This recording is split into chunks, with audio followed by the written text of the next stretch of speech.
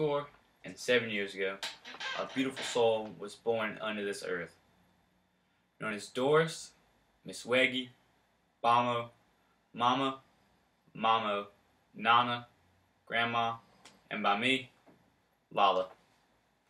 Doris Weggy was one of the kindest, most gentle-hearted, loving, caring, and hardest working women you could ever find.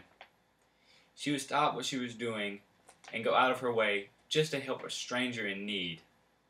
While we all know of this caring side Doris had, we just as well know of her humorous side.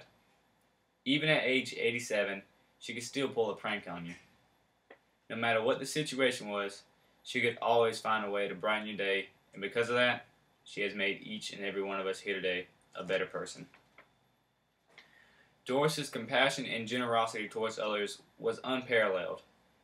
I remember one time I was at the store with her, and there was some young fellow outside who obviously didn't have any money, and it was freezing cold outside. Doris had never met or even seen this guy before, but she offered to cook him supper. I felt that it wasn't a good idea, but she said to hush, because it's not up to you.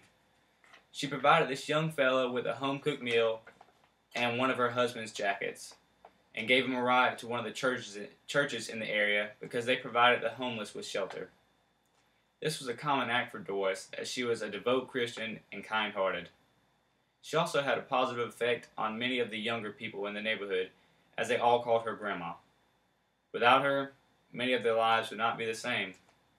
While the caring side in her was always prevalent, the comedian in her would come out at times as well. Doris loved to laugh, and even more, she loved to make others laugh. She would tell jokes or funny stories, pull pranks, make funny faces, make weird noises, and even pass gas. She would do just about anything to put a smile on someone's face and brighten his or her day. Doris loved all of us just as we all loved her. She may be gone, but she won't be forgotten. There's a Winston Churchill quote that I like to close with that I feel is fitting for Doris. That quote is, "I'm ready to meet my maker. Whether my maker is prepared for the great ordeal of meeting me is another matter."